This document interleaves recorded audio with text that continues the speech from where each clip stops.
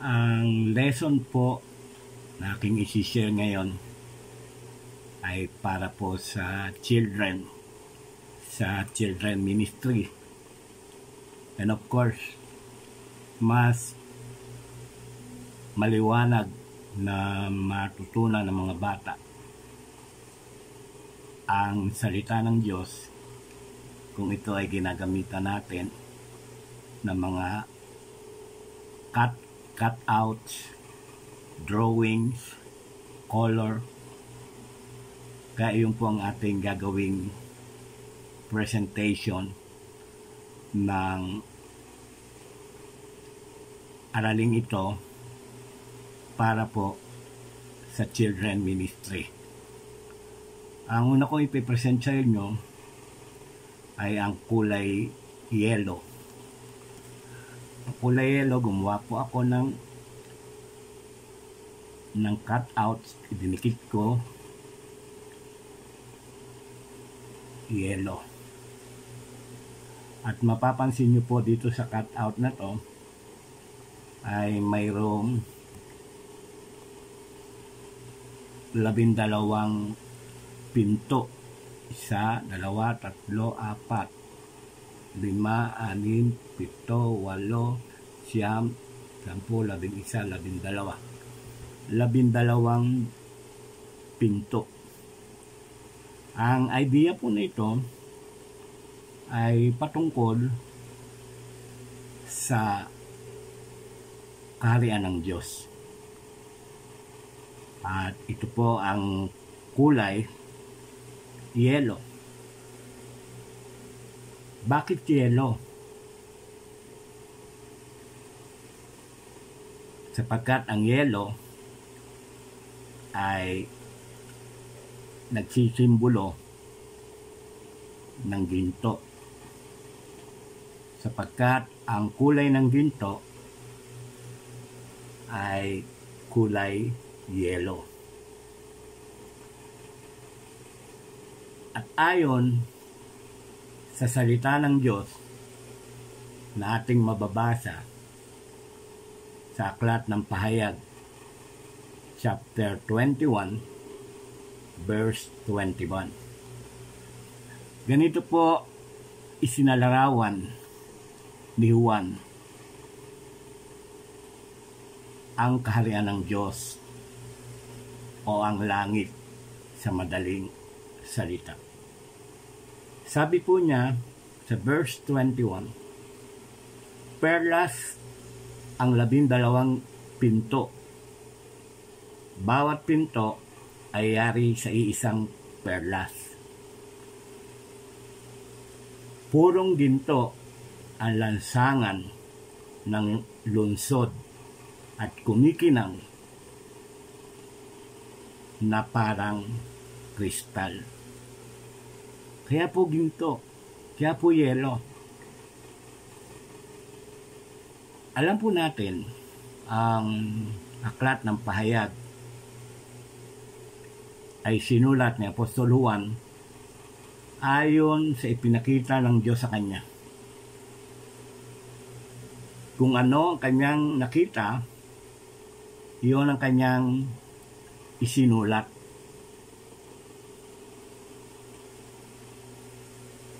Sabi po sa Pahayag chapter 1 verse 1 and 2, ang sulat na ito ay tungkol sa mga bagay na inihayag ni Kristo na mangyayari sa lalong madaling panahon.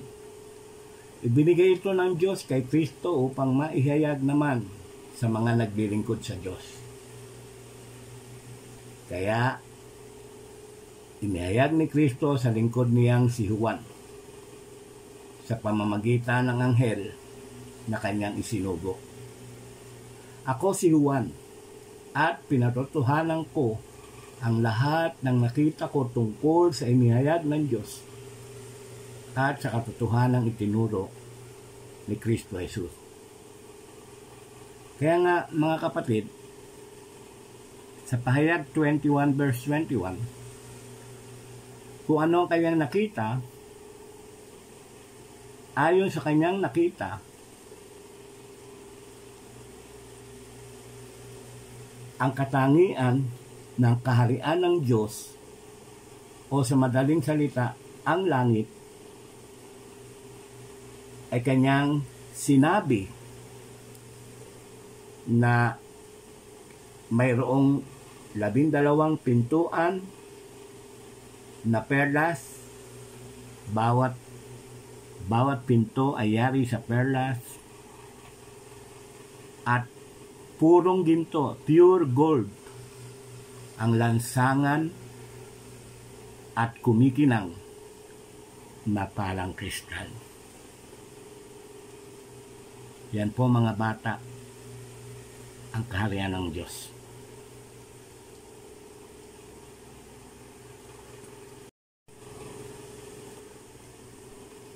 Ang susunod na ipe-present ko naman sa inyo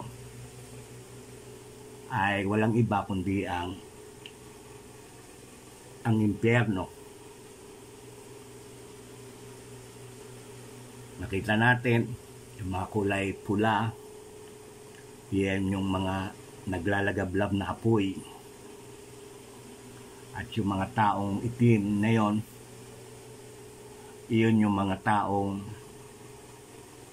naparusahan sa impyerno. Ano nga ba ang impyerno? Ang sabi sa Mateo 25:46, ito ay ang lugar ng walang hanggang kaparusahan. Ganito po ang sabi, Mateo 25:46. At ang mga ito'y mga paparoon sa walang hanggang kaparusahan, datapwat ang mga matuwid ay sa buhay na walang hanggan. So, ibig sabihin po, ang impyerno po, ang lugar ng walang hanggang kaparusahan ng mga taong masama. Mga taong hindi kumilala sa Diyos, hindi sumunod, hindi tumalima sa Ebanghelyo ng Panginoong Hesus. Gaya po ng sinabi sa 2 Tesalonica chapter 1 verse 8 and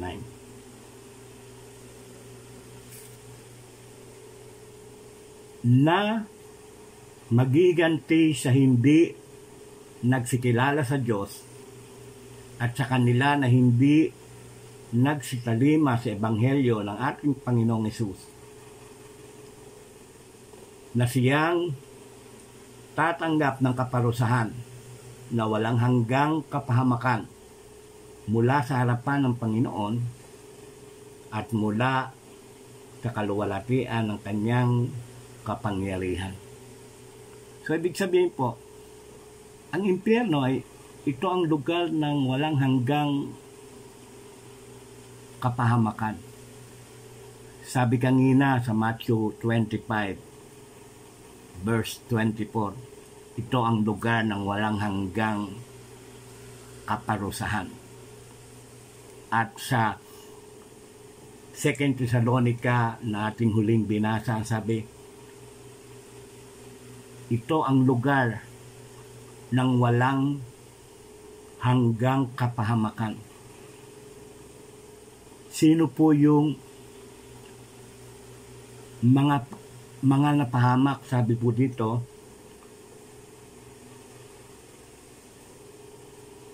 sa hindi nagsikilala sa Diyos, yung mga hindi nanampalataya sa Diyos. Sa kanila na hindi nagsikalima sa Ebanghelyo ng Panginoong Hesus. Yung mga taong sinyera natin ang salita ng Diyos at binaliwala ito. Tinanggihan nila ang kaligtasang ibinibigay ng Panginoon. Hindi sila tumalima sa Ebanghelyo ng Panginoon. Sabi ng salita ng Panginoon, dito sila mapupunta sa walang hanggang kapahamakan. Kaya nga,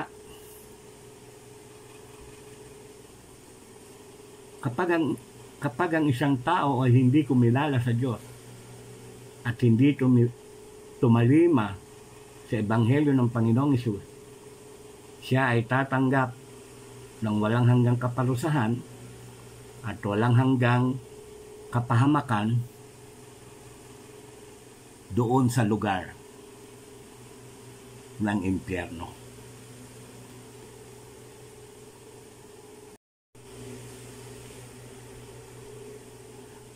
Ayon sa kasaysayan, ang tao ay nilalang ng Diyos ayon sa kanyang larawan at ayon sa kanyang wangis. Ibig sabihin, nung nilalang ng Diyos ang tao, ganito ang kanyang kalalagayan. Ano po mapapansin nyo? Malinis. Malinis na malinis. At ito po ay makikita natin sa Genesis 1:26. Pagkatapos, sinabi ng Diyos, ngayon, likhain natin ang tao ayon sa ating larawan, ayon sa ating wangis. Silang mamamahala sa mga isda, sa mga ibon sa himpapawid, at sa lahat ng hayop, maging maamo o mailap, malaki o maliit. Ayon po sa salita ng Diyos, nilikha ng Diyos ang tao ayon sa kanyang larawan, ayon sa kanyang wangis. Ano po yung wangis ng Diyos? Ang Diyos po ay malinis. Ang Diyos ay banal. Ang Diyos ay makapangyarihan. Kung ang wangis ng Diyos, kung tayo ay nilikha ng Diyos ayon sa kanyang wangis, ibig sabihin, ang tao nung likhain ng Diyos ay mayroong kabanalan. Nilikha ayon sa larawan ng Diyos. Ano po yung larawan ng Diyos na nasa atin nung tayo likhain niya?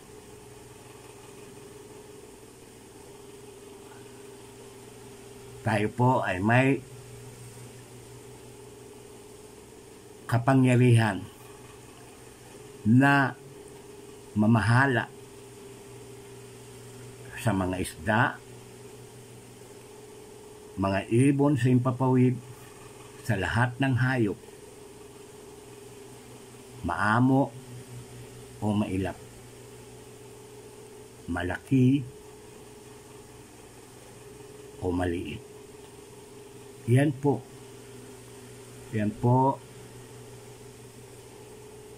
ang katauhan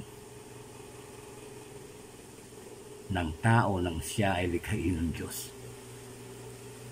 Nasa kanya ang kabanalan ng Diyos. Nasa kanya ang kalinisan ng Diyos. Dahil ang Diyos ay walang kasalanan. Kaya ang tao na kanyang nilalang ayon sa kanyang wangis ay walang kasalanan, malinis, at mayroon siyang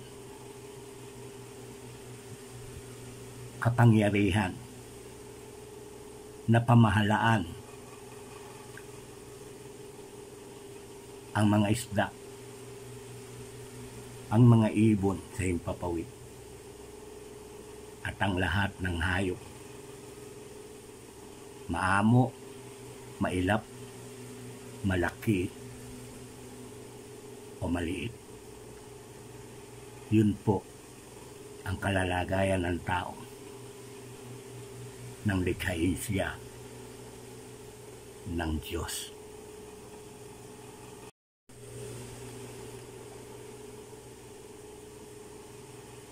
Inilagay ng Diyos ang tao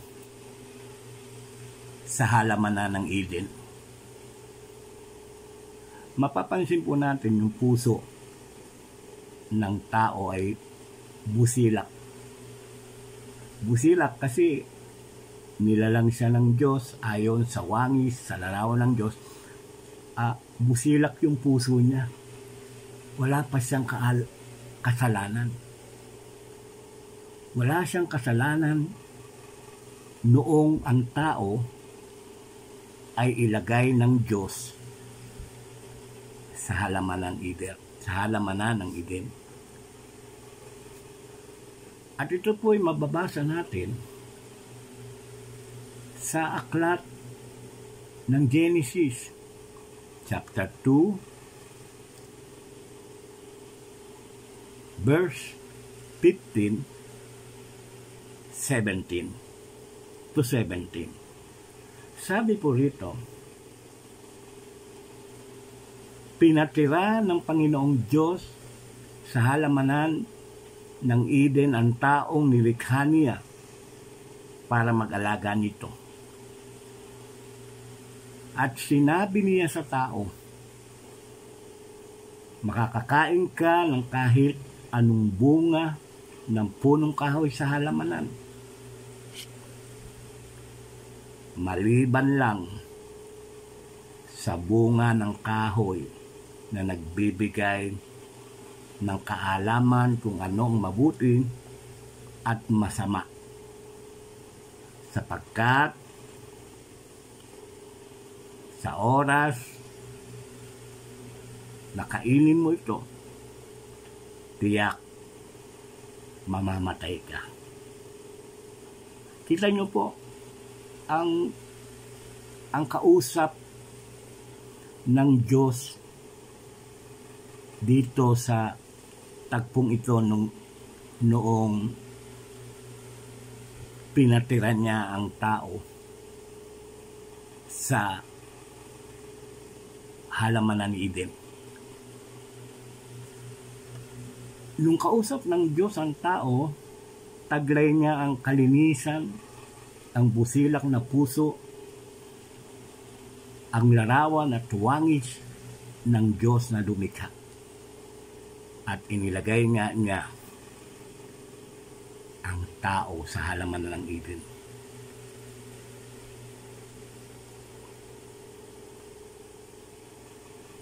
Ngunit,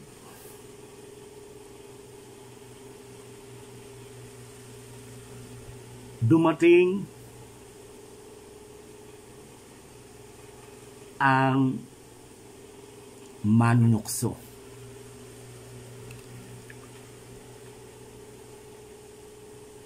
Dumating ang manunukso na nag-anyong ahas. Doon sa puno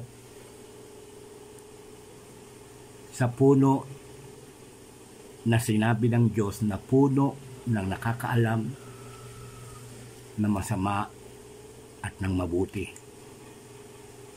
At lumapit doon ang tao, si Adan, si Eva. At noong sila ay nakalapit doon, dumating yung manunukso at tinukso ang tao.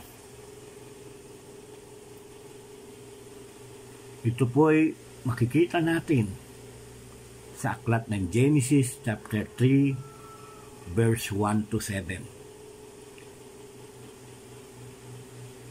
At sa tagpong yun, ang tao ay napatukso at kumain ng bunga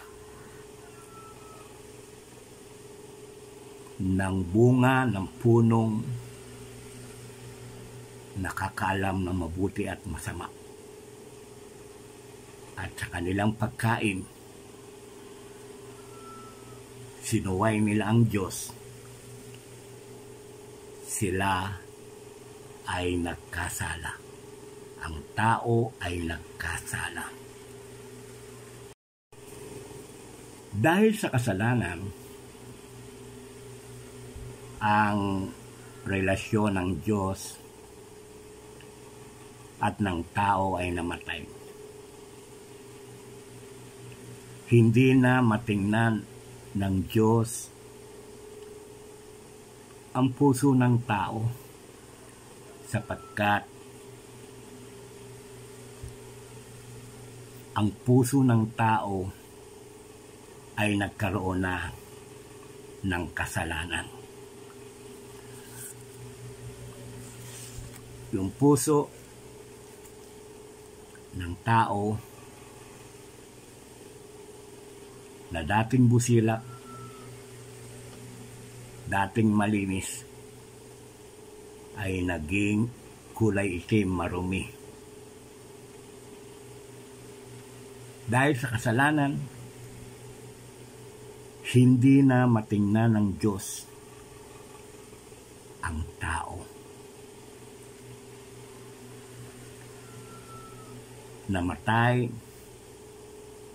ang relasyon ng Diyos at ng tao. Sabi po sa Efeso chapter 1 and 2, noong una, itinuring kayong mga patay ng Diyos dahil sa inyong mga pagsuway at mga kasalanan. Nabuhay kayo gaya ng mga taong makamundo. Sakop kayo noon ng kapangyarihan ni Satanas, ang hari ng mga espiritong naghahari sa mundo.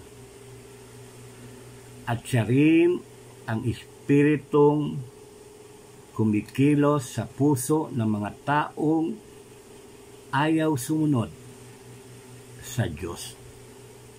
Kanyo, makikita natin dito na dahil sa kasalanan, naging patay tayo sa paningin ng Diyos. At ang naging kalagayan ng tao dahil sa kasalanan, hindi na nakaabot sa kaluwalhatian ng Diyos ang tao. Sabi po sa Romans 3:23, sapagkat ang lahat ay nagkasala at hindi nakaabot sa kaluwalhatian ng Diyos. Dahil sa kasalanan, kahit anong gawin ng tao, kahit anong gawin nila, gawin ng tao, di pa rin maabot ang Diyos dahil sa kasalanan. Kaya, dahil hindi maabot ng tao ang Diyos na ang gumawa ng paraan upang siya na ang umabot sa tao. Inabot ng Diyos ang tao sa pamamagitan ng pag-ibig.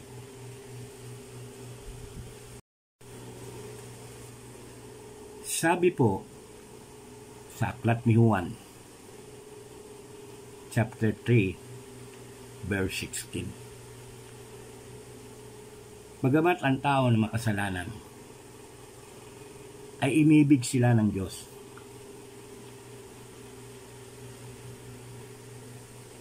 Kaya sabi po sa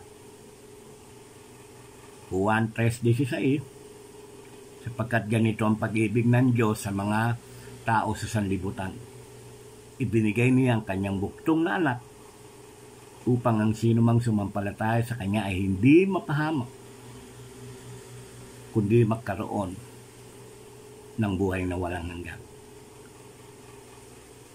Binigay niya ang Panginoong Hesus bilang handog.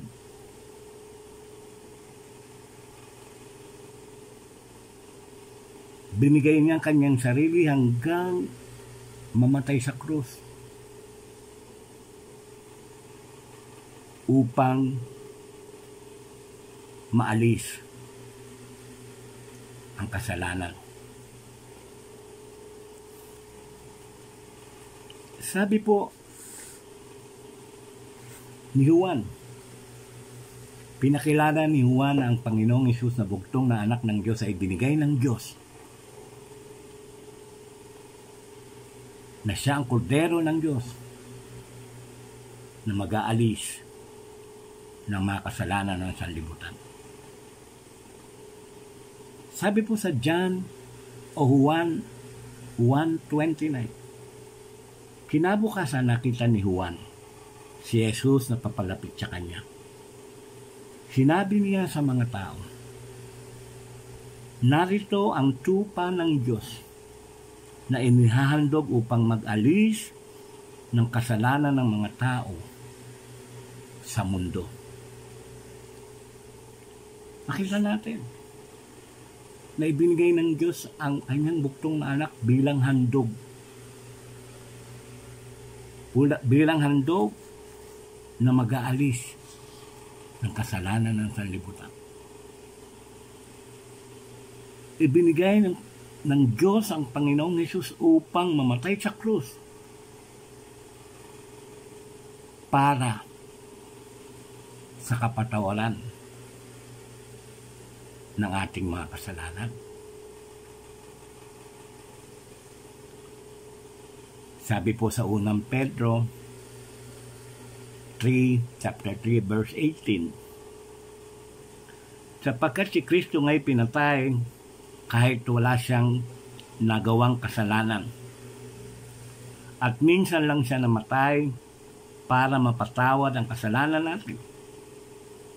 Siya na walang kasalanan ay pinatay alang-alang sa atin na mga makasalanan para madala niya tayo sa Diyos. Pinatay siya sa laman pero binuhay siya sa Espiritu. Makita po natin.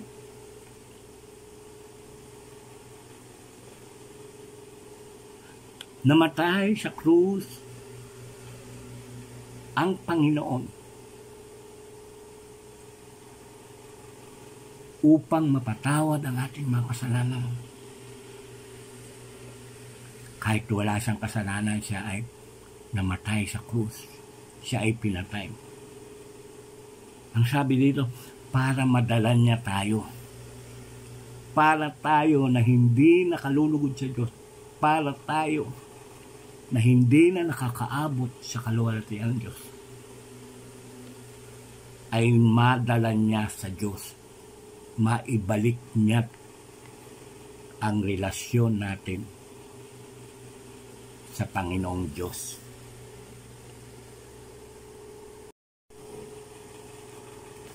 Balikan po natin ang John 3:16. Sabi po ng John 3:16,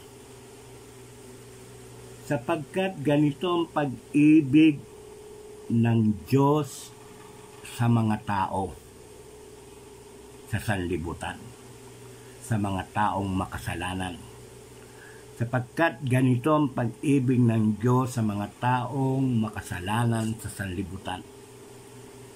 Binigay niya ang kanyang bugtong na anak, ang Panginoong Hesus, upang ang sinumang sumampalataya sa Kanya ay hindi mapahamak. Hindi mapahamak.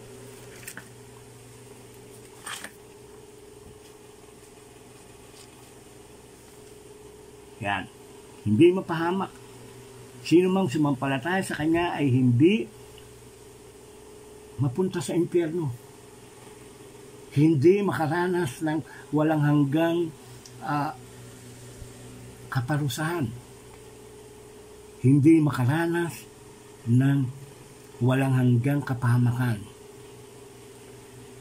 Kundi magkaroon,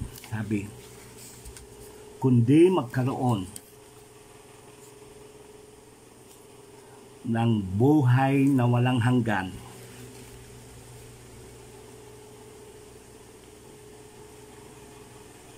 sa kaharian ng Diyos, sa piling ng Diyos.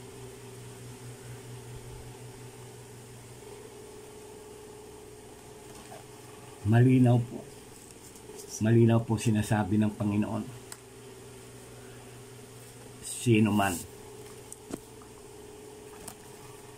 ang sasampalataya sa Panginoong Hesus na Kanyang bugtong na anak ay hindi po mapapahamak, kundi magkaroon ng buhay na walang hanggan sa piling ng Diyos.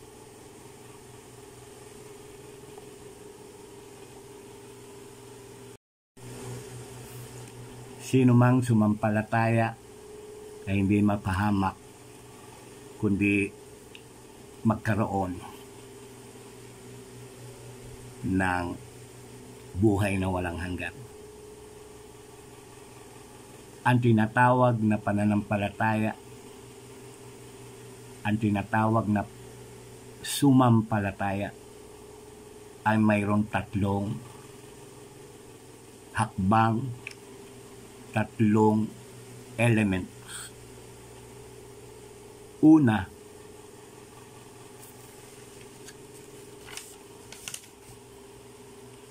kailangan tanggapin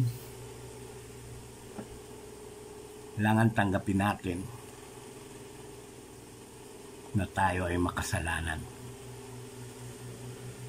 Kailangan tanggapin natin na patay ang ating relasyon sa Diyos at nais nating mabalik ang ugnayan natin sa Diyos. Yun po yung una. Tanggapin natin na tayo ay makasalanan. Pangalawa, humingi tayo ng kapatawaran sa ating Diyos, sa ating Panginoong Hesus. Dahil sabi ng 1 John 1:9, kung ipahayag ninyo ang inyong mga kasalanan, tapat at banal ang Diyos na tayo ay Kanyang patatawarin at lilinisin sa lahat ng ating mga kalikuan. Ang pangatlo,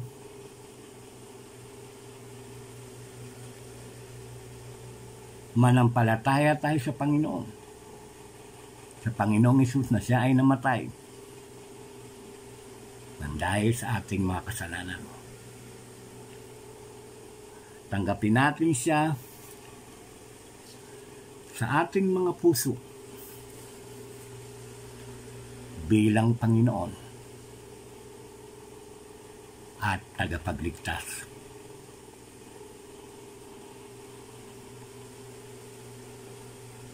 Tayo po'y manalangin.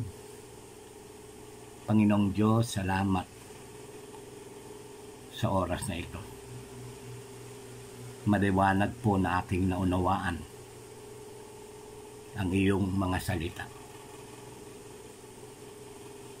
Nakita ko na ako ay isang makasalanan.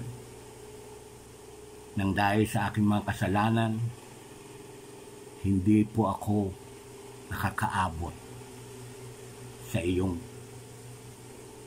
kaluwalhatian.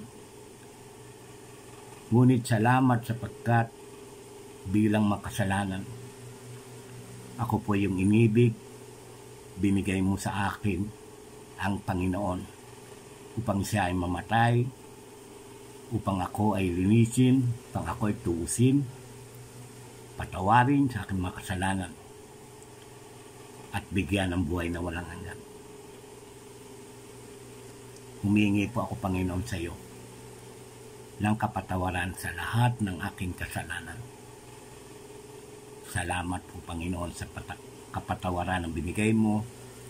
Salamat sa paglilinis mo sa aking puso. At ngayon, Panginoon, binubuksan ko po ang aking puso.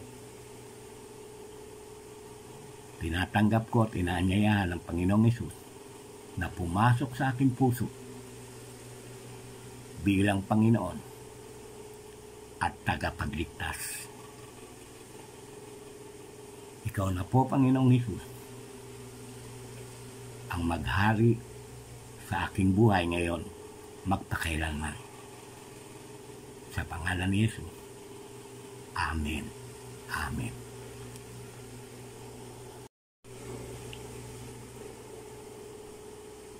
Maraming salamat po sa inyong panonood, pakikinig. Dalangin po natin na mga batang nakinig, mga batang nanood ay nakaunawa sa salita ng Diyos. Marami pong salamat. Hanggang sa muli na ating pagtuturo sa mga children, sa mga bata na nagkakaedad ng 12 taon pababa. Marami pong salamat sa inyong lahat. Pagpalain po tayo ng Diyos.